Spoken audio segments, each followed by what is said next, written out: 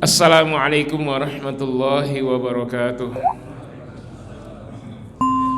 Alhamdulillahilladzi anzala al-Qur'ana fi Ramadan hudan lin-nasi wa bayyinatin minal huda wal furqan.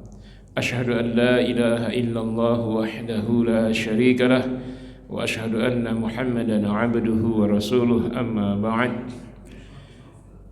Faqad qala Allah Ta'ala fi kitabihil karim, a'udzu billahi minasy syaithanir rajim.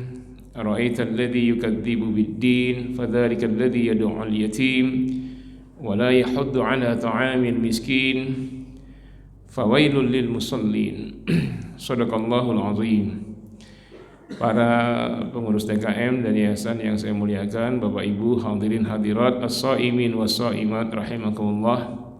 Alhamdulillah, syukur kepada Allah, sampai hari ini kita masih diberi kekuatan untuk melanjutkan ibadah baik di siang maupun di malam hari selama Ramadan, dan mesti kita persiapkan juga untuk 2 hari ke depan, atau ya untuk malam ini ya atau besok, untuk i'tikaf yang memperpanjang ibadah kita di siang malam selama Ramadan gaspol.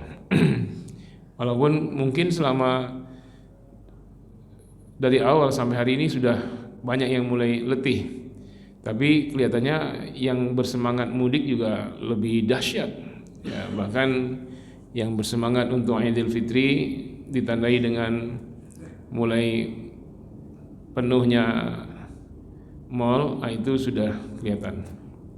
Jadi jemaah kita sudah banyak kesedot di situ ya. Jadi saf-saf di masjid sekarang sudah mengalami kemajuan yang sangat pesat kalau di waktu tarawih. Jemaahnya pindah ke mall. Pengurus DKM kehilangan jemaah. Yang mudah-mudahan tetap istiqomah dan persiapkan juga untuk pasca Ramadan. Ya, planning kita apa sebagai tarbiyah di bulan Ramadan, kita buktikan ini setelah Ramadan. Salam dan salam semoga terlimpah dan tercurah buat junjungan kita Nabi tercinta Nabi Muhammad sallallahu alaihi wasallam, yang telah menjadi uswah ya, contoh kita dalam segala hal, mulai dari kita beraktivitas dari bangun sampai kita tertidur kembali, itu lengkap ya, dari bangun sampai tidur untuk kita jadikan contoh.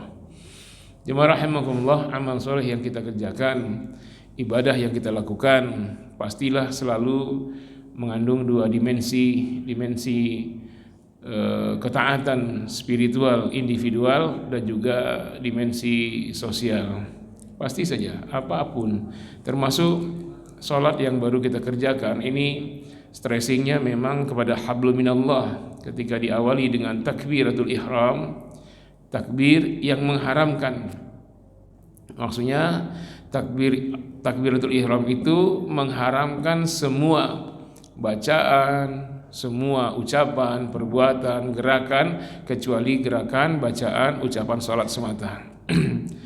Dengan takbiratul ihram yang pertama itu, orang yang sholat mengikrarkan diri untuk membesarkan Allah, mengagungkan Allah, menyembah Allah, memuliakannya atas segalanya, sembari merendahkan diri serendah-rendahnya, menghinakan diri, menghambakan diri di hadapan Allah, dan seluruh semua perbuatan ucapan fokus hanya untuk litaqarrub ilallah, mendekatkan diri kepada Allah Subhanahu wa taala. Tetapi salat ini mesti diakhiri dengan salam, yaitu ucapan assalamualaikum warahmatullah. Ini ditandai juga dengan menoleh ke kanan dan ke kiri. Ya, inilah simbol sosial orang yang sholat. Jadi dia tidak selesai ketika selesai sholat. Pengabdiannya kepada Allah, penyembahannya kepada Allah dilanjutkan lagi dengan ibadah sosial. Assalamualaikum, keselamatan atas Anda wahai semua saudaraku yang ada di kanan dan kiri, semoga selalu mendapat rahmat dan berkah dari Allah. Jadi seolah-olah ketika selesai sholat dia berikrar, ya Allah, memang sholatku telah selesai, tetapi penyembahanku kepadamu belum selesai, yaitu menebarkan manfaat sebanyak-banyaknya kepada orang-orang di kanan dan kiri saya, ya Allah. Lalu lanjutkan dengan akhlak sosial. Ya, inilah kesalehan yang utuh itu. Tidak hanya terkait dengan ruhiyah spiritual saja, Kalau kita anggap bahwa ibadah itu hanya terkait dengan hablum minallah, lalu kita melupakan hablum minan nas, maka beragama kita tidaklah utuh, bahkan dianggap sebagai pendusta agama. Keras dalam surah Al-Ma'un, itu keras sekali itu. Allah menyebutkan dengan kalimat tanya.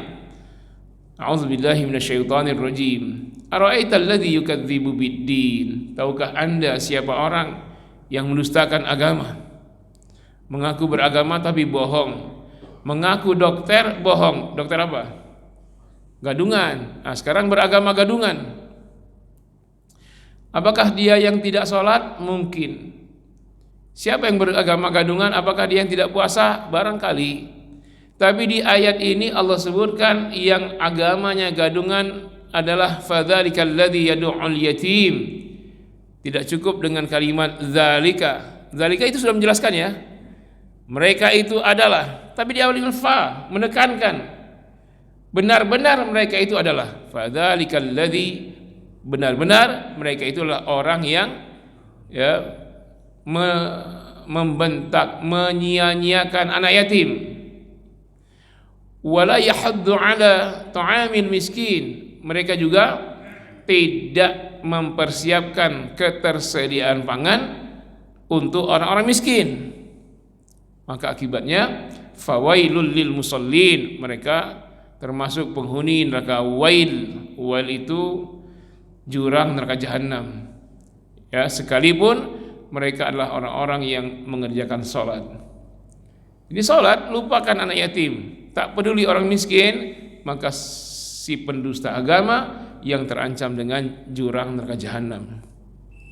Nah, inilah Islam kita ini utuh, ya. Karena itu menjadi pondasi Islam selain sholat, zakat, pondasinya itu rukun yang tidak boleh tidak harus kerjakan. Ketika zakat diperintahkan, perintahnya itu senantiasa digandengkan dengan sholat, baik dalam bentuk perintah ya amr, atau dalam bahasa Arab istilahnya ada jumlah fi'liyah, jumlah ismiyah, atau dalam bentuk khabar, disebutkan bergandengan antara sholat dan zakat. Misalnya aqimus shalah wa atuz zakah, yuqimuna sholata wa yu'tuna zakah, yuqimus shalah wa yu'tuz zakah, iqamas shalah wa ita'az zakah. Itu berulang-ulang dalam Al-Quran, tidak kurang dari 82 kali. Kenapa Allah ulang-ulang? Menunjukkan keduanya bukan pilih salah satu, tetapi harus dikerjakan kedua-duanya. Karena salah satu ditinggalkan berakibat batalnya Islam seseorang. Nah, karena itulah ketika pertama kali Khalifah Abu Bakar As-Siddiq ini dibaiat jadi khalifah, maka ada 3 kebijakan besar. Setelah dilantik ya, menjadi khalifah, 3 kebijakan besar yang beliau lakukan. Yang pertama, memerangi nabi-nabi palsu. Ngaku nabi mereka setelah Rasul wafat, itu diperangi Musailamah Al-Kadzdzab dan pasukannya dan banyak yang lain. Yang kedua, beliau memimpin pasukan memerangi orang-orang murtad. Yang ngaku nabi itu musyrik, orang murtad musyrik. Nah, ini yang ketiga, beliau pun memerangi dan memenggal kepala orang yang tidak zakat. Luar biasa itu. Walaupun yang tidak zakat itu masih khusyuk mengerjakan sholat. Atas yang ketiga ini datanglah Umar bertanya, sembari ada nada protes juga. Bertanyalah Umar, ya Khalifah, kenapa akan Anda perangi dan Anda penggal kepala orang yang tidak berzakat, padahal mereka masih mengerjakan sholat? Atas pertanyaan ini Khalifah menjawab, ya Umar, Andakah yang bertanya ini? Saya baru saja mendengar seorang pengecut, seorang pecundang sedang bertanya. Bayangkan, Umar bin Khattab itu disebutnya pecundang, seorang yang gagah, pemberani, tak ada tanding. Kalau ada jihad, Umar ikut, maka musuh sudah ngeper duluan. Kalau dengar, waduh ada Umar nih, ngeper, ciut nyali mereka. Bahkan Nabi mengatakan Umar adalah seorang yang ketika dia lewat di arah berlawanan ada syaitan, maka syaitan akan lari terbirit-birit ketakutan dengan Umar. Nah, itu Umar bin Khattab, Pak. Jadi kalau ada setan lagi kongres misalnya ya, tiba-tiba ada Umar dari kejauhan kelihatan oleh salah seorang dari kejauhan ada Umar. Ini lagi serius nih kongresnya, ini lagi sedang rapimnas untuk pemilihan ketua umum. Dari jauh teriak salah satu anggotanya, ada Umar, lari, bubar itu kongres. Lari terbirit-birit, ada yang kepentok pohon, ada yang kesandung tiang listrik, talan tuang. Itu lari, ada Umar bin Khattab. Itulah hebatnya Umar bin Khattab. Kalau Pak Umar kita di sini ketemu setan, yang lari siapa? Ada Pak Umar. Saya yakin kalau di sini pasti setan yang lari ya. Umar Bakri. Kata khalifah, wallahi demi Allah ya Umar, khalifatul mu'minin tidak mau melihat seorang pun mukmin memisahkan salat dan zakat. Wallahi demi Allah ya Umar, Abu Bakar As-Siddiq akan memerangi semuanya walaupun berangkat sendirian. Atas jawaban ini Umar pun tertunduk ya, tak mampu berbicara. Akhirnya menghunus pedang, memimpin pasukan, memenggal kepala orang yang tidak zakat. Begitu sportifnya ya. Pertama protes, yang kedua setuju. Pas setuju memimpin pasukan. Seandainya nanti dilantik Presiden Indonesia itu adalah Abu Bakar As-Siddiq, panglimanya Umar bin Khattab, kira-kira setelah pelantikan banyak nggak orang yang dipenggal kepalanya? Kapan kita punya Presiden Abu Bakar As-Siddiq, panglimanya Umar? Entahlah, sampai kiamat rasa-rasanya ya. Kenapa khalifah begitu tegasnya? Apakah mengambil keputusan yang salah? Tidak. Kenapa? Karena semua sahabat setuju. Setuju itu namanya ijma'us sahabah. Ijma'us sahabah adalah sumber hukum Islam. Jadi nanti kalau ada pemimpin yang ambil kebijakan seperti ini, dia tidak keliru. Banyak alasan. Yang pertama tadi, perintah zakat itu selalu digandengkan dengan sholat. Artinya tidak bisa dipisah. Yang kedua, ya, kita bisa bandingkan antara keduanya, sholat dan zakat, kalau ditinggalkan. Kalau orang yang tidak sholat dengan menyalahi hukumnya, maka dia menjadi apa Pak? Kafir. Karena Nabi ya, bukan saya, bukan kita. Kata Nabi, man tarakas shalah faqad kafara. Siapa yang meninggalkan sholat, maka sungguh dia telah kafir. Al-farqu bainal mu'mini wal kafir as-shalah. Pembeda antara mukmin dan kafir adalah KTP. Pembeda mukmin dan kafir adalah salat. Sekarang KTP.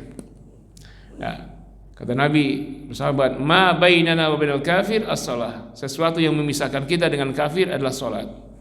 Banyak hadis-hadis yang senada seperti itu. Kalau orang yang tidak salat disebut kafir, lalu yang tidak menunaikan zakat disebut apa? Kufur? Kafir juga, munafik. Ya, mungkin betul. Tapi yang jawabannya ngepas begitu dengan dalilnya. Ada yang bisa jawab? Nah, ini kuis. Supaya nggak tidur nih. Siapa yang bisa jawab dapat hadiah umroh. Ya, umroh dengan biaya masing-masing. Kayak apa jawabannya? Yang paling ngantuk tolong jawab. Fasik. Baru amin. Saya cari yang A+. Amin itu 86 ya, 86, 85 masuk.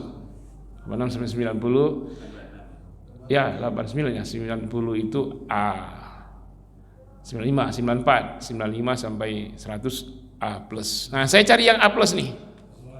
Zalim, ya baru amin juga. Kafir juga, ya baru A aja tanpa plus itu. Pengkhianat. Itu B+ kalau itu.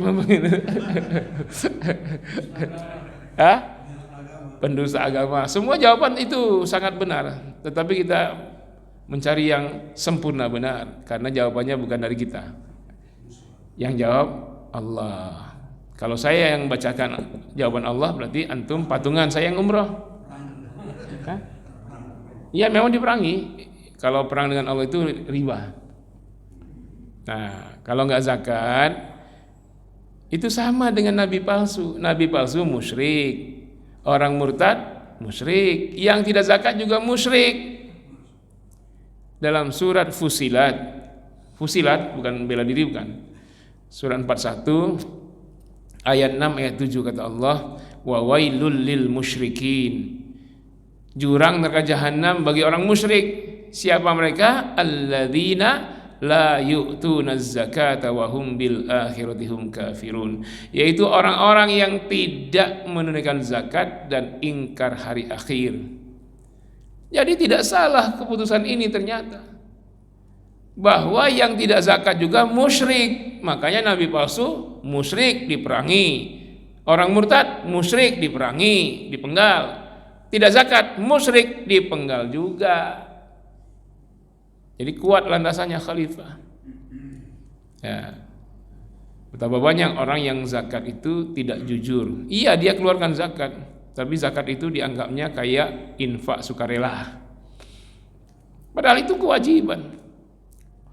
Nah, lebih tegas lagi, zakat itu sebenarnya bukan milik yang ngeluarin.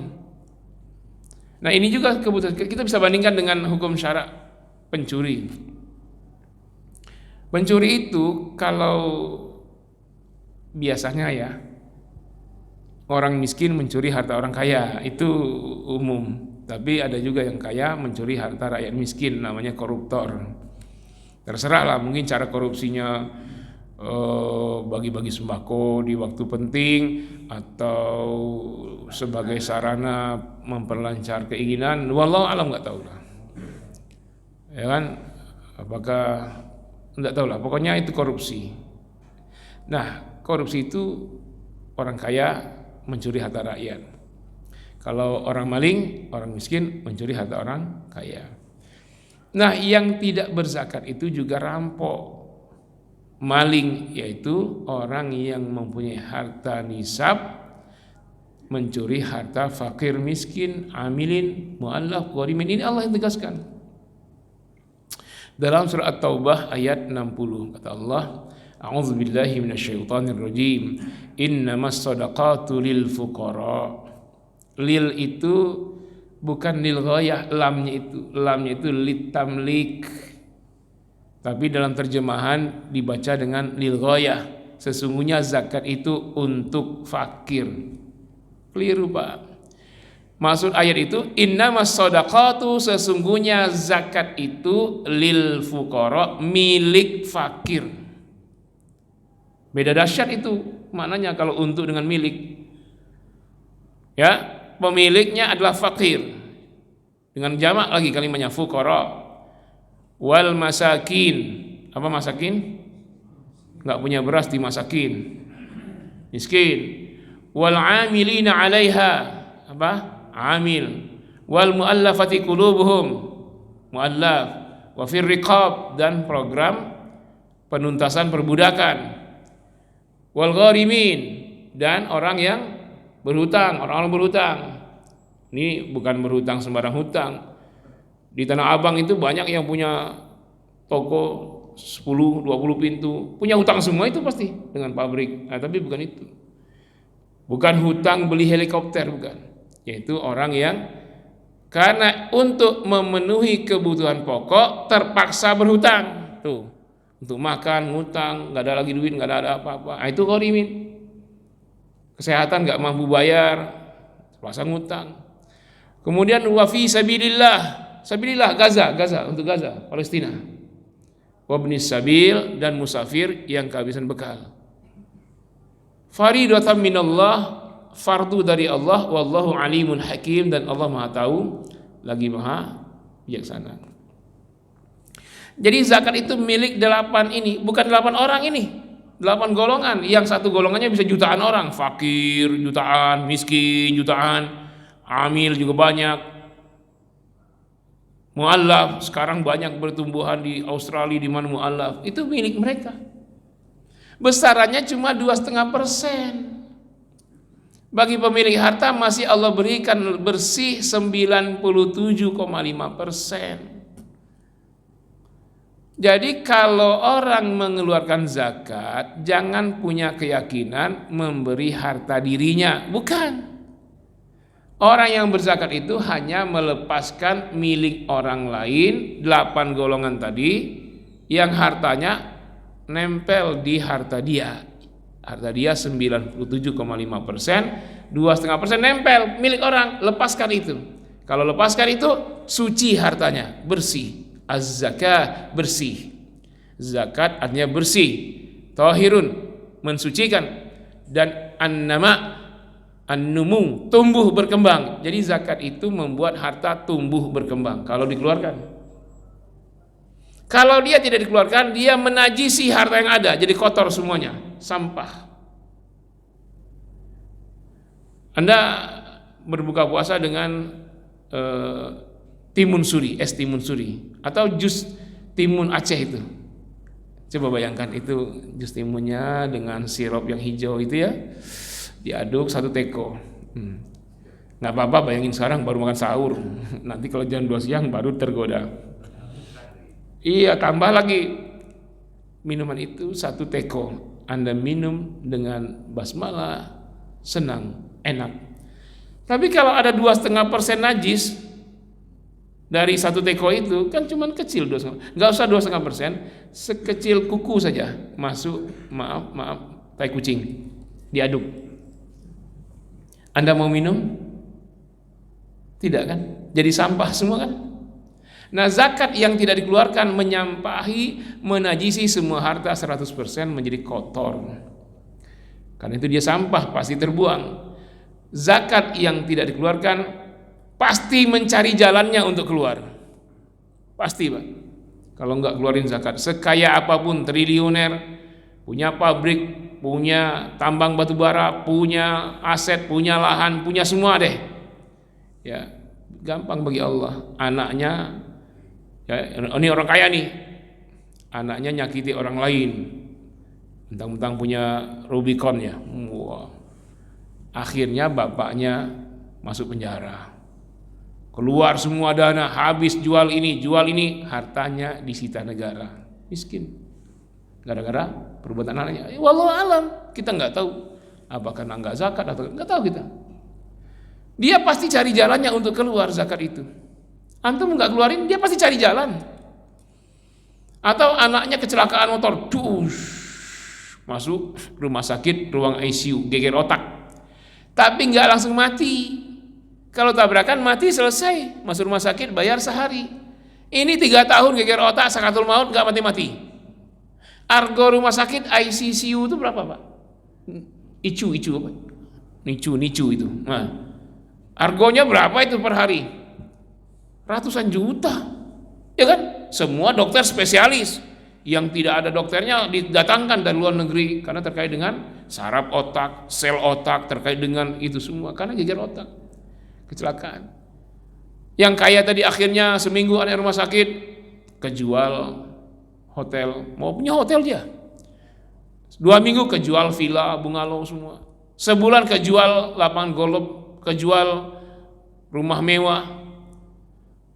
Dia punya 100 pintu kontrakan, pintunya doang. Baru 3 bulan kejual semua kontrakan. Baru setengah tahun kejual rumahnya habis. 1 tahun dia pun ngontrak, nggak punya rumah lagi. Sampai sengsara ngutang-ngutang 3 tahun baru mati itu anak. Coba bayangkan. Dia cari jalannya, Pak. Maka zakat itu tidak bisa tidak, dia pasti keluar.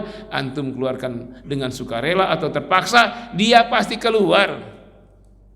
Kalau dia keluar terpaksa, dia ngajak-ngajak yang lain juga keluar. Nah, sebaiknya kita keluarkan dengan sukarela, tanpa kita berbohong. Jangan sampai datang, Pak panitia, ini zakat mal saya. Berapa? 1 juta. Tahu-tahu sebenarnya 100 juta. Ingat itu ya. Dia akan keluar. Bukan yang 100 juta itu keluar. Dia akan bawa semuanya yang 1 triliun itu juga keluar. Dengan caranya. Jadi itu pemiliknya 8 golongan.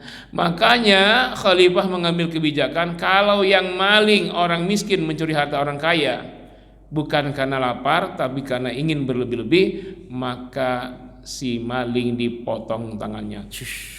Diikat, jari-jari diikat oleh tali, nanti ada tali di sini juga ditarik ke sana, di sini juga tarik ke sini, nanti ini digoyang-goyang sampai longgar. Wah, sudah agak longgar baru push, potong tangannya, langsung dihentikan pendarahannya, dah keluar, tidak lagi dimasukkan penjara. Maling, mencuri harta orang kaya.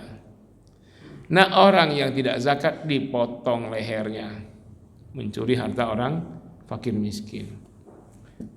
Itu zakat begitu, ya.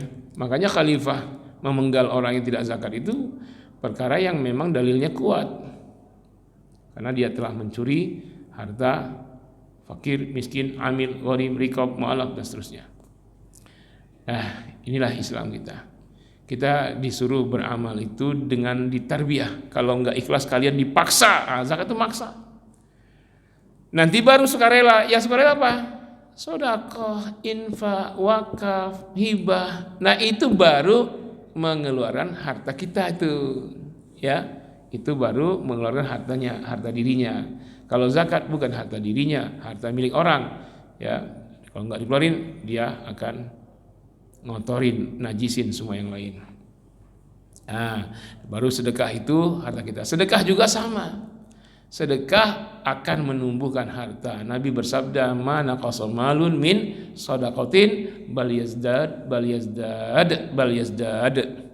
Tidak akan pernah berkurang harta karena sedekah, tapi bertambah, terus bertambah, bahkan bertambah. 3 kali Nabi yang ngomong. Kalau Nabi ngomong sudah pasti benarnya itu. Ya, kalau omong kita barangkali banyak dibumbuhi macam-macam kebohongan. Kalau Nabi semuanya pasti dan beliau tidak pernah bohong. Ya, sampai-sampai dibuktikan oleh salah seorang jemaah Ustadz di Menara Mulia kantornya. Dulu di situ termasuk kantor ConocoPhillips tahun 2010 sampai 2012. Saya ngisi tiap hari Senin pengajian zuhur. Nah, datanglah. Ini orang minyak ConocoPhillips dan dia sudah bos itu. Ustaz, gimana ya, gaji saya gede banget tapi kurang terus tiap bulan. Ada saja pengeluaran. Apa kadang-kadang anak saya bikin masalah, di sekolahnya dipanggil, harus kena denda ini, denda itu. Kadang-kadang ada yang sakit, masuk rumah sakit, operasi ini. Terus gimana solusinya Ustaz? Ya, saya tanya, Bapak berzakat tidak? Enggak. Nah, ya kalau enggak ya Bapak sedekahlah banyak-banyak. Itu penolak bala, Pak. Iya. Besarannya berapa? Oh, ternyata banyak orang awam betul ya, enggak tahu besaran zakat itu. Ya, sesungguhnya 2,5%. Tapi karena Bapak sudah lama tidak zakat, ya dikodo lah. Maksudnya dikodo bukan yang wajibnya 2,5, tapi 2 kali lipat lah 5%. Saya bilang. Benar ya 5%. Dah, kan saya tiap Senin tuh pengajian. Sudah itu sampai berapa bulan nggak nanya saya tuh, 3 bulan datang lagi nanya saya, Ustaz, alhamdulillah sekarang gaji saya cukup, bahkan saya bisa ngasih orang tua saya dua-duanya. Saya mau punya niat Ustaz, mau naikin 10%. Ya urusan Bapak, saya bilang. Ya berlebih juga nggak boleh kalau saya bilang. Tapi kalau Bapak ingin ikhlas, ya baguslah karena Bapak sudah lama nggak zakat. Akhirnya dia temui lagi, Ustaz, alhamdulillah saya sudah punya usaha sekarang. Saya punya konter pulsa. Dulu kan pulsa pakai gitu ya. Ada jual beli HP bekas juga, saya suruh orang selain di kantor gaji besar. Datanglah sekitar setahun setelah itu, Ustaz, alhamdulillah luar biasa. Sekarang orang sudah saya hajikan, bukan haji yang nunggu-nunggu, bukan. Langsung yang berapa ratus juta itu Pak, yang langsung itu. Alhamdulillah Ustaz, saya berniat untuk keluarin 30%. Tapi bukan zakat itu Pak, ya itu sedekah, saya bilang. Iya, tiap bulan 30%. Kaya raya. Dia temuin saya lagi, saya punya gerai sudah banyak sekarang di Blok M. Dulu masih rame, belum ada corona. Punya konter HP mewah, HP mahal di situ semua. Dan penghasilan konter itu berpuluh-puluh kali lipat dari gajinya di ConocoPhillips. Bagus Pak, saya bilang. Cuma dia konsultasi saja. Yang diajak ngomong belum umroh, belum haji kan. Setelah itu saya gak ketemu lagi itu, karena kantornya pindah ke gedung Ratu Prabu di Simatupang, ya kan? Nah, ConocoPhillips. Udah ketemu saya situ. Dulu saya ketemu terus ketika kantor ConocoPhillips di Menara Mulia. Nah, saya nggak tahu nasibnya sekarang. Mungkin dia udah infak mungkin 70% kali ya. Jadi sedekahnya mungkin kecanduan, hobi sedekah, Pak. Ini bukti bahwa tidak akan berkurang rezekinya. Mungkin dari sisi ini sumber ini memang segitulah gajinya. Sumber lainnya bus. Karena rumusnya rezeki dari Allah itu min haitsu la yahtasib. Tak ada rumusnya. Tak ada rumusnya. Bukan begini, kita gaji kita sebulan 7 juta, kita sedekahkan 1 juta setiap bulan, aduh berkurang jadi 6 juta. Itu matematika. Kita ngitung-ngitung, maka Allah pun ngasih kita ngitung-ngitung. Nggak usah ngitung-ngitung. Jadi kan sedekah itu hobi. Kalau nggak sedekah, aduh rasanya apa gitu. Jadi akan terus bal yazdad. Nah, puasa ini ngajarin kita supaya sensitif, supaya kita bersedekah, kita memberikan infak kepada yang butuh. Kita ditarbiyah kelaparan selama Ramadan. Tapi ini sebuah pengajaran, yang kelaparan kayak kita ini banyak, tidak hanya Ramadan. Kalau kita lapar hanya Ramadan. Lapar kita siang saja, mereka ada yang lapar siang malam. Kalau lapar kita diawali kenyang makan sahur, kenyang berbuka, diakhiri kenyang berbuka. Mereka telah lapar sejak sahur sampai berbuka tak tahu makan apa. Cobalah lihat saudara kita di Gaza, itu yang mereka alami hari ini. Bukan hanya menahan lapar dan haus, mereka harus menghindari desingan peluru, bom-bom yang berjatuhan, malam yang sangat dingin tanpa ada rumah, tanpa ada atap, tanpa ada selimut. Apalagi musim dingin, musim hujan lagi, Pak. Rumah mereka sudah rata dengan tanah. Siapa yang mikirkan mereka sekarang? Saya ngomong ini terpaksa saya ngomong lagi. Sebenarnya saya ngomong ini terus di mana-mana ngomong Gaza. Tapi banyak ibu-ibu yang protes pas mengajar ibu-ibu tuh. Ustadz, sudahlah kami bosan ceramahnya Gaza terus. Di mana-mana. Karena dari beberapa bulan yang lalu saya bilang, Bu, saya juga bosan sebenarnya, ingin berhenti itu Gaza, jangan digituin. Masalahnya Israel terus ngebom. Nah, itu masalahnya. Kita cuma bosan doang ya. Tapi mereka mempertaruhkan nyawanya menjaga kemuliaan Masjidil Aqsa. Nah, saya lihat juga di mana-mana tema-tema kajian kultum tarawih subuh di mana sepi dengan tema Gaza. Bicaranya sudah mulai. Ini perlu, Pak. Perlu diingatkan kembali, jangan lupakan Gaza. Ya. Apa susahnya kita sekedar bicara kan, belum bukti nyata action, tapi itu saja sudah jenuh. Bagaimana dengan action kita? Mungkin ada yang berkata sudah habis, kami sudah nyumbang Gaza, sudah nyumbang 2 kali 3 kali. Tapi coba buktikan yang sudah kita sumbang itu Allah ganti tidak? Pasti balik itu. Pasti kembali, bahkan berlebih-lebih. Kenapa ya sekarang kok ada kelebihan dari harta? Itu mungkin di antara wasilah kita nyumbang Gaza atau bantu orang susah di tanah air. Walau alam, karena rumus dari Allah itu Ar-Razzaq. Ar-Razzaq itu maha terus-menerus memberi rezeki. Bukan maha pemberi rezeki, karena lafaznya fa'al ala wazni fa'al. Fa'al artinya apa? Terus-menerus dan sangat, terus-menerus dan sangat banyak memberi rezeki. Nah itu, Pak. Jadi di Ramadan ini kita disempurnakan nanti di akhir dengan zakat fitri. Yang benar zakat fitri. Orang sebut zakat fitrah ya. Fitrah itu hasil. Fitrah itu suci.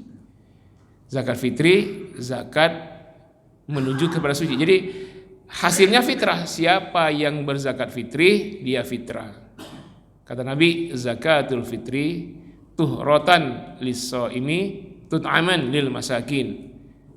Zakat fitri tuhratan, mensucikan orang yang puasa, memberi makan orang miskin. Hasil zakat fitri menjadikan orangnya fitrah. Tapi kita memang sering membolak-balik begitu. Kita sebut akhirnya, tidak sebut prosesnya, karena kita ini buru-buru dapat hasil. Ibu-ibu tadi sebelum bapak-bapak bangun masak apa untuk sahur? Ibu masak apa, Bu? Masak nasi. Berarti bapak-bapak sahurnya bubur. Masak nasi. bubur karena udah faktor umur.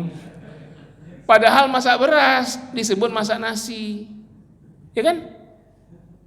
Sebenarnya keliru itu, tapi karena memang tujuannya jadi nasi disebut masak nasi. Sama zakat fitri itu aslinya zakat fitri, tapi ingin fitrah maka jadi zakat fitrah.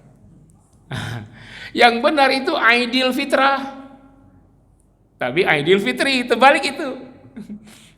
Besok kita ya Aidil Fitri, berbeda nggak antara NU dan Muhammadiyah? Aidil fitrah yang benar, kembali suci. Tapi udahlah, memang kita nanti mudik saya tanggal sekian PP apa Pak? Salah Pak, pergi dulu Pak, pergi pulang. pergi pulang. Nah itulah. Tapi asalkan sesama kita paham maksudnya nggak apa-apa, ya kan? Yang salah itu kalau kita beda asumsi itu nggak boleh. Kayak orang ribut-ribut, nggak boleh itu. Assalamualaikum singkat di WA SS, nggak boleh itu. Haram. Dari mana haram?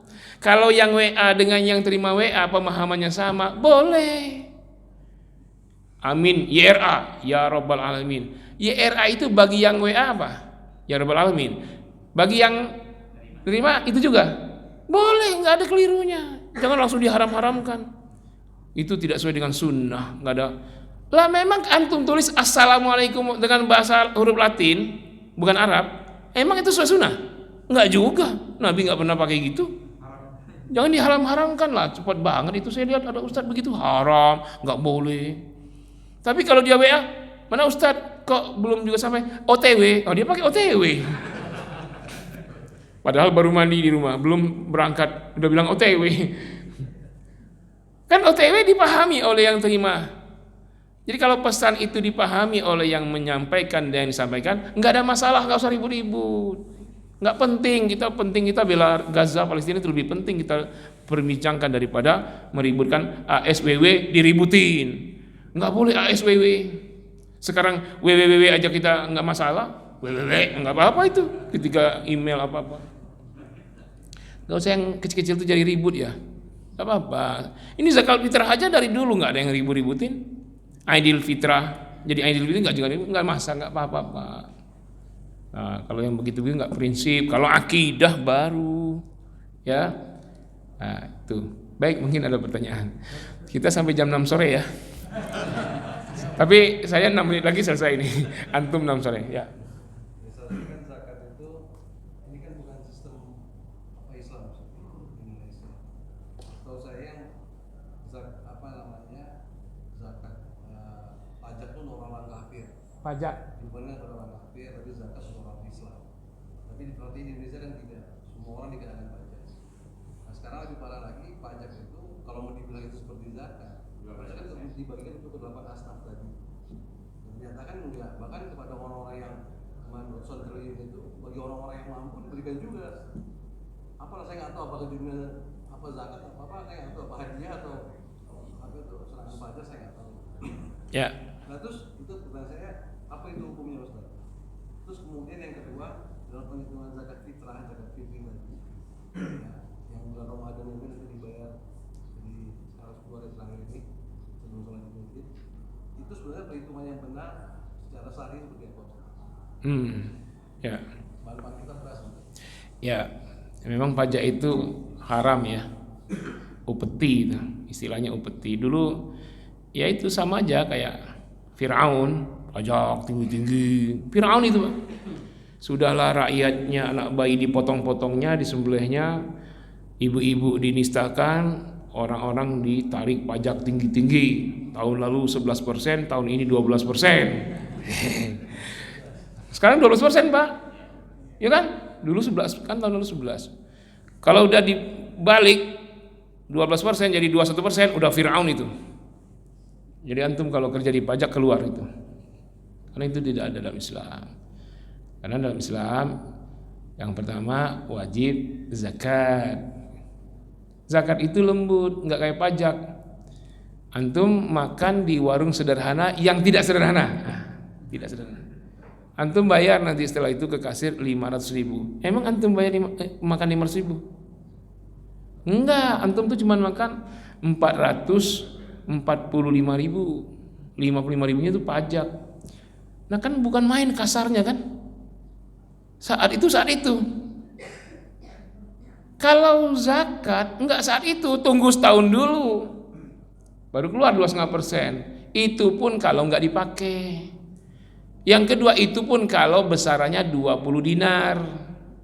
20 dinar itu kena zakat setengah dinar. Berapa setengah dinar kali 20 dinar? 1/40. 1/40 berapa? 2,5%. 0,025 kan 2,5%. Nah 20 dinar itu dikalikan gram. 1 dinar 4,25. Berapa 20 kali 4,25? 85 gram. Nah siapa yang memiliki harta tersimpan gak dipakai senilai 85 gram emas sama dengan lebih besar, zakatnya setahun sekali doang, 2,5%. Kalau pajak, antum beli mobil itu sudah ada pajaknya tuh, ya nggak? Waktu di Jepang harganya sekian, kayak motor buatan Jepang itu mungkin harga aslinya di Jepang cuma 4 juta rupiah. Masuk sini bea cukai, pajak itu, pajak ini, akhirnya harganya 17 juta di sini. Bayangkan, aslinya di Jepang 4 juta, sekarang kita beli dengan 17 juta. Kenapa? Urusan pajak-pajak itulah.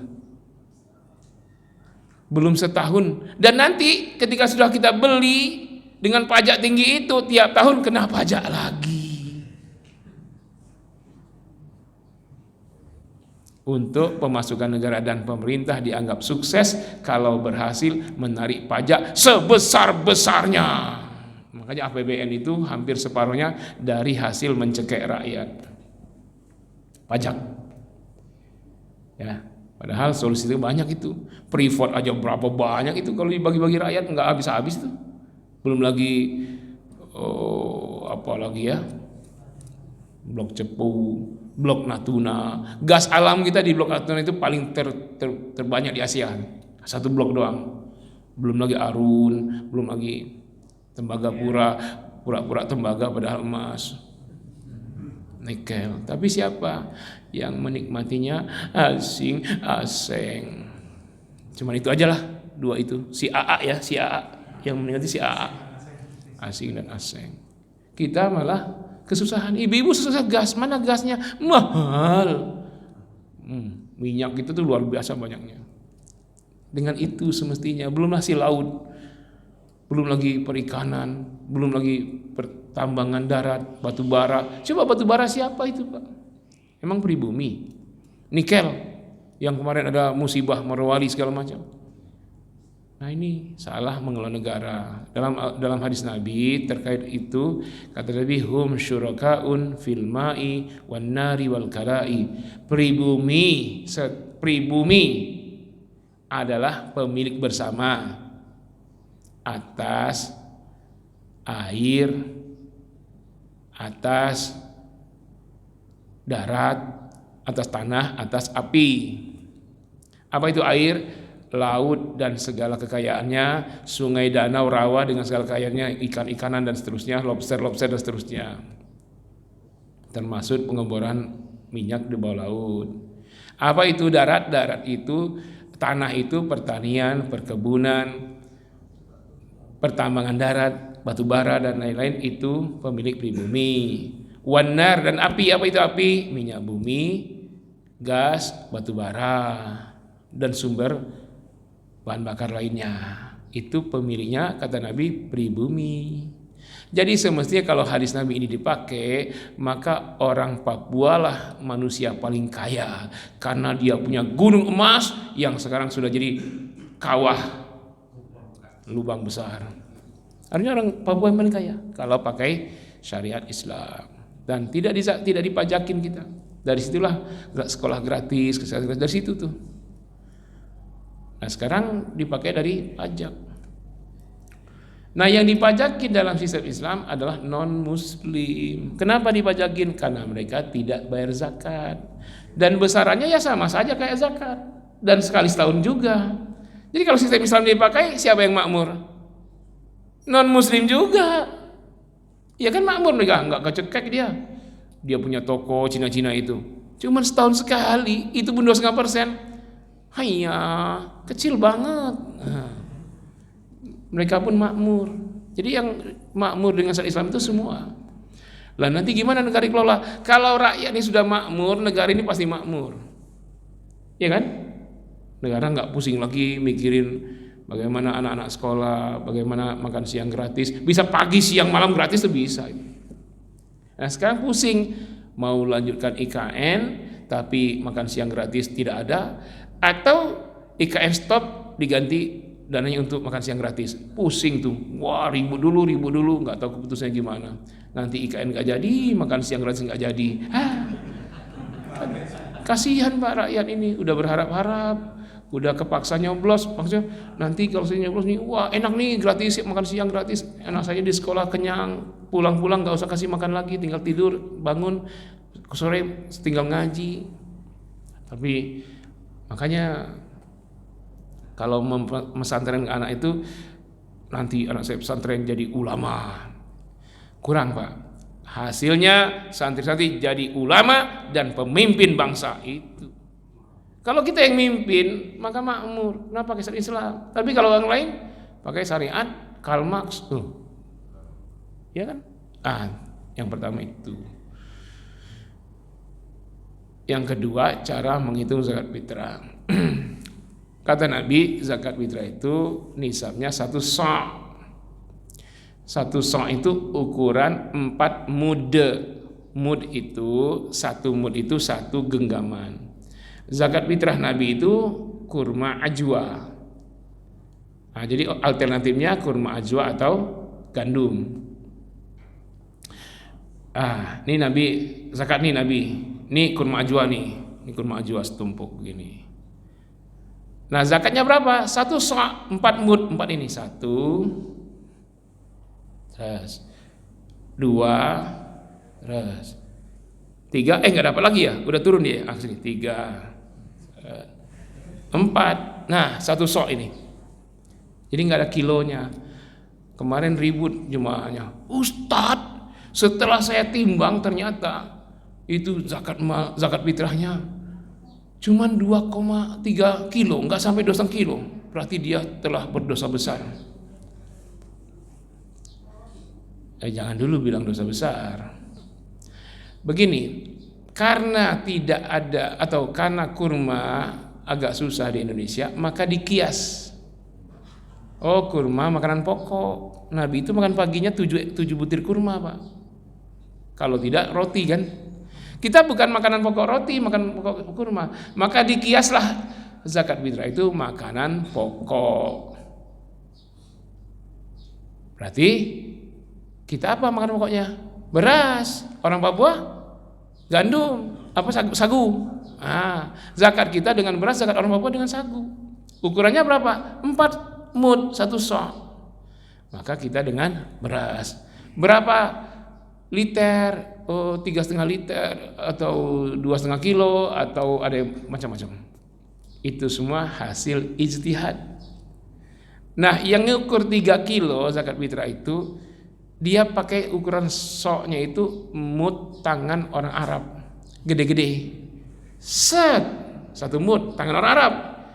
Diulang-ulang Pak, ditimbang 1 mud orang Arab itu ditimbang, hasilnya 7 sampai 8 on satu begini.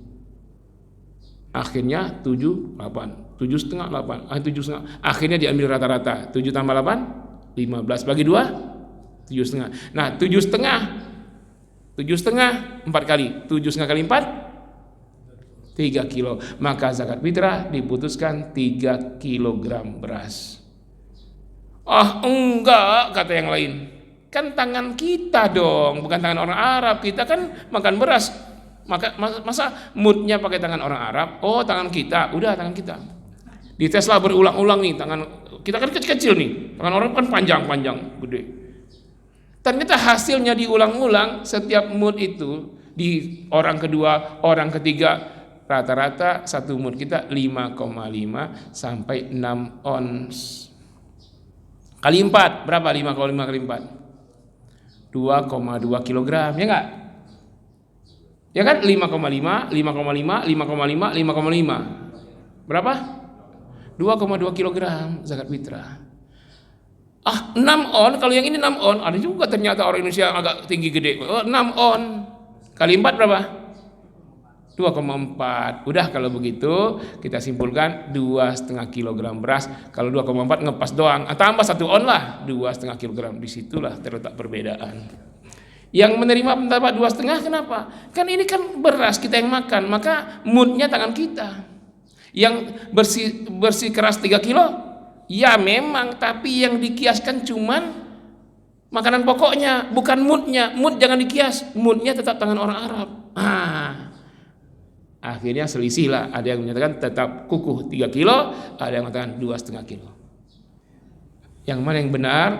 Yang 2,5 kilo benar, yang 3 kilo benar, yang tidak zakat salah. Itu cara ukurnya ya. Antum mau berapa? 2,5 kilo? Boleh itu. Cuman yang dengan uang ini masalah, Pak. Ayo hati-hati. Kalau dengan uang tak ada, mayoritas jumhur ulama semua mazhab tidak membolehkan dengan uang zakat fitrah. Maliki, ya Hanafi, Maliki, Syafi'i, Hanafi, Maliki, Syafi'i, Hambali, Zahiri, Auza'i, semuanya tidak boleh diuangkan, mesti makanan pokok. Lalu ada segolongan ulama mazhab Hanafi membolehkan dengan uang. Jadi yang dengan uang itu memang pendapat mazhab, tapi bukan utuh mazhab Hanafi. Jadi pecah itu, sebagian mazhab Hanafi tidak membolehkan dengan uang, sebagian membolehkan. Tapi keseluruhan mazhab yang lain melarang dengan uang. Kan tetap ada mazhab yang membolehkan, Ustadz. Oke. Ada. Tetapi yang membolehkan dengan uang, mengkias uang bukan dengan harga beras. Kenapa? Karena beras itu hasil kias. Dari kurma dikias ke beras, lalu beras dikias ke uang. Ini 2 kali kias dalam usul fiqh tidak lazim, tidak wajar. 2 kali kias untuk satu objek. Karena itu kalau mau kias 1 kali kias, uang dari harga kurma. Karena Nabi zakat fitrah kurma. Kurma Nabi, kurma ajwa. Berapa 1 kilo kurma ajwa? Berapa? 100. Saya borong kalau 100, Pak. Hah? 300 ya. Karena memang tahun lalu 200, tahun ini nggak tahu saya. Oke, 300.000. Berarti yang pakai uang senilai kurma ajwa 3 kilo, bukan 2,5. Kata Ustadz 3 kilo, Ustadz. 300 ya. Berarti 900.000. Jadi zakat fitrah di Masjid Jabal Ar-Rahmah dengan beras 2,5 kg atau uang 900.000. Harus konsisten. Karena kalau dengan uang 50.000, kemana itu kiasnya? Harga beras, Ustadz. Beras itu hasil kias. Kenapa kias ke uang lagi? 2 kali kias. Nah, mau kias silakan dengan kias harga kurma. Carilah kurma yang paling murah. Gimana? Mau pilih dengan uang atau dengan beras? Ternyata ada solusi. Fikih itu ada solusi, Pak. Jadi Anda kasih uang, akad wakalah atau wakalah, mewakilkan, Pak panitia, ini uang saya 50.000. Saya wakilkan kepada Anda beli beras 2,5 liter sebagai zakat fitrah saya. Selesai. Saya terima wakalahnya. Dah selesai. Jadi tetap aja boleh dengan 50.000, tapi wakilkan ke panitia beli beras. Nanti panitia baginya beras, bukan uang. Kalau bagi uang Anda mazhab apa? Susah. Ada Ustadz tuh Hanafi, mazhab Hanafi. Iya, tapi kalau mereka pakai kiasnya ke kurma, uang harga kurma. Ya nggak mau, kalau nggak mau repot jangan jadi panitia. Memang nggak ada gajinya panitia itu, memang paling repot sampai malam takbiran, paling repot itu Pak. Tapi sudahlah repot, ancamannya berat pula kalau salah-salah dosanya, nggak ada gajinya. Makanya kadang-kadang rebutan jadi ketua DKM, ngapain? Kadang-kadang ancamannya berat, diomel masyarakat, di masjid banyak mazhab, tahu-tahu yang ini kelompok bintang 9, yang ini kelompok matahari, ini kelompok bulan sabit, punya macam-macam lah, suara sini, nggak digaji juga padahal. Tapi kalau sukses, inilah yang paling duluan masuk surga ini, DKM ini. Memang begitu ya. Kita sebagai jemaah jangan cerewet lah, kasihan DKM itu nggak ada gaji dia. Kalau dia kerja kayak gini di kantor mungkin dia dapat gaji besar ya. Karena itu kalau DKM salah-salah dikit nggak usah diomel, begitulah. Jangan dikudeta pula. Emang ini pilpres, mau aduin ke MK, ngapain saya mau ganti ketua DKM? Masa ke MK? Nah, itu saling tenggang rasa lah ya. Jadi akad wakalah itu. Wakilkan ke panitia, belikan beras. Nah, kalau Anda sudah wakil, Anda membebani, jangan ngepas. Ada ongkosnya, ada uang bensinnya. Panitia nanti emang beras dikasih begini, diplastikin, plastiknya bayar. Emang nggak kemana-kemana nanti beli beras nggak ke situ, beri, dapat motor, ada uang bensinnya. Nah, kalau memang 2,5 liter itu kita wakilkan dengan harga katakanlah 2,5 kilo ya, sekilo itu 20.000 misalnya, 20.000 2,5 berarti 50.000. Jangan kasih 50.000, kasihlah 60, yang 10-nya operasional. Nggak tahu kita wakilkan dengan harga 50, tahu-tahu karena mau mendekati lebaran naik semua. Ternyata 2,5 kilo harganya 55.000. Untung ngasih 60. Coba kalau nggak kasih pas 50, akhirnya nombok tuh panitia. Ya gimana coba? Lebihkan. Ya, kalau mau panitianya lebih leluasa ya kasihlah 1 juta. Kalau mau dengan nggak apa-apa, melebihkan zakat itu sunnah. Menguranginya haram. Ya, mengurangi haram. Apalagi coba? Ayo. Ini udah lewat waktunya tapi bonus sedikit lah, nggak apa, diskon. Ini masalah fidyah ini ada pendapat juga. Saya setelah diskusi dengan beberapa yang mengetahui hal ini, memang fidyah ini kan terhadap orang tua rentan misalnya, yang tidak mampu berpuasa, jika berpuasa akan merugikan diri sendiri. Kedua, ya kan, wanita yang hamil dan menyusui. Ya, pertanyaannya adalah wanita hamil dan menyusui itu fidyah mengganti puasanya. Dia wajib qada nggak puasanya? Itu yang pertama. Kedua, orang sakit di Al-Baqarah itu jelas min yaumil ukhra. Jadi Di qada ke ujung gitu ya. Tapi dia bayar fidyah hari ini. Apakah dia wajib bayar fidyah? Nggak, padahal dia wajib qada seperti orang sakit itu kan. Qada puasanya nanti kan.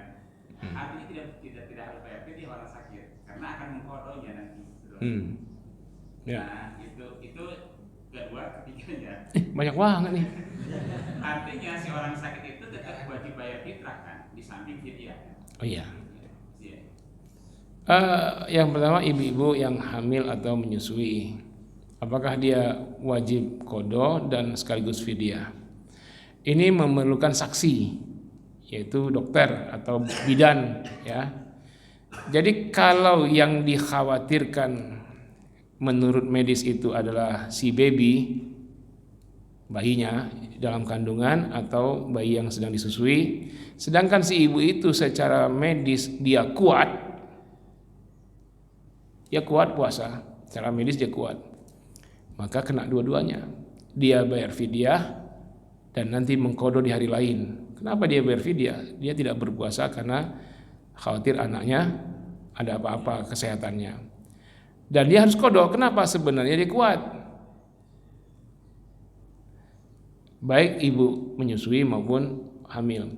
Tapi kalau kata medis, yang berbahaya kalau dia berpuasa adalah anak dan sekaligus si ibu, kedua-duanya dikhawatirkan, baik anak maupun ibu, maka dia bayar fidyah saja. Nah, jadi si ibu tadi bukan pengakuan, saya kuat, bukan. Hasil penelitian medis dokter atau bidan, ibu kalau puasa begini bu, ibu akan kepada ibu ya, bukan karena bayinya akan begini, bayinya sedangkan ibu kuat. Kalau itu dia kena kodo. Tapi kalau kata dokter, kata bidan, ibu akan berdampak kepada ibu begini, bayinya begini, ibu terdampak, bayi terdampak, maka dia fidyah saja. Tapi kalau ibunya kuat, ternyata menurut medis ibu ini wanita hebat, perkasa, tapi ini anak tidak sehebat ibu. Bahaya nih ibu kalau ibu puasa anaknya. Ibu memang kuat. Kalau gitu kena kodo juga. Orang sakit itu ya awalnya itu kodo, bukan fidyah. Tapi kalau secara medis bukan mendahului kehendak Tuhan ya. Penyakitnya ini akan berlanjut setelah Ramadan, namanya apa? Kronis ya. Dan dia punya kewajiban untuk minum obat itu diantaranya siang. Ya enggak? Siangnya tidak boleh tidak dia minum obat ini, kalau tidak akan drop, akan begini. Maka dia hanya fidyah saja. Tapi kalau dia ada sehatnya, di luar Ramadan ada sehatnya, maka sehatnya itulah waktu untuk qadha. Kenapa masuk sehat itu apa? Dia tidak kena kewajiban minum obat. Dia udah sehat walafiat, maka selama sehat itu dia kena kewajiban qadha. Tapi kalau dia kronis akan begini terus, ya hanya fidyah saja. 2, 3-nya apa tadi 3? Akan lupa banyak banget. Itu orang sakit tadi yang saya maksud. Iya. 2 berarti. Ya. Sama orang sakit sama orang. Kalau orang sangat tua itu sudah lewat, itu bebas dia. Puasa aja kek, iya puasa. Tahu-tahu dia makan jam 9. Kayak kenapa makan? Saya lagi sahur. Dia sudah pikun. Kalau pikun sudah bonus. Bonus tuh nggak masalah itu kalau usia 75, 80 gitu. Tapi dia masih segar. Iya fisiknya mungkin segar, tapi secara pasti ada yang berkurang. Itu udah bonus dia. Iya biar fidyah saja. Nggak usah kodo lah. Sholat aja dia lupa. Kakek kau wudu sekarang mau sholat zuhur. Lah ini baru jam 7 pagi. Nah itu sudah terhukumi uzur ya. Uzur itu tidak ada hukum di situ. Yang dipaksa lagi itu kakek itu kenapa dia keluar nggak pakai, cuman keluar nggak pakai baju begini. Wah ini nampak auratnya, ini dosa ini enggak. Jangan ponis orang tua lah. Nanti kalau antum tua rasain tuh antum dikatain gitu. Orang tua itu sudah bonus ya, udah. Ya. Itu nenek-nenek nggak pakai jilbab keluar rumah, ya. Jangan antum ponis sudah nenek-nenek. Lagian siapa pula yang tertarik? Kalau ada yang tertarik berarti udah senemen otaknya. Ya, barangkali cukup ya itu ya. Ya, tinggal ditunaikan, diamalkan. Ilmu ada, amalkan ya. Mudah-mudahan dengan amal ini kita akan berjumpa Allah. Jadi nanti kita ini akan berjumpa Allah dengan baik atau tidak itu tergantung ujung kehidupan. Dan ujung kehidupan tergantung amal. Ketika ajal tiba dia sedang beramal baik, sedang sujud, sedang baca Quran, maka husnul khatimah. Kalau ujung kehidupan dia sedang beramal buruk, maka su'ul. Nah, untuk bisa husnul khotimah itu tergantung dominasi kita hari-hari bagaimana. Kalau dominasi hari kita itu ketaatan, insya Allah husnul khotimah. Kalau dominasi hari-hari kita banyak maksiat, jangan menghayal bisa husnul khotimah. Jadi kita akan mati dengan cara bagaimana biasanya kita hari-hari.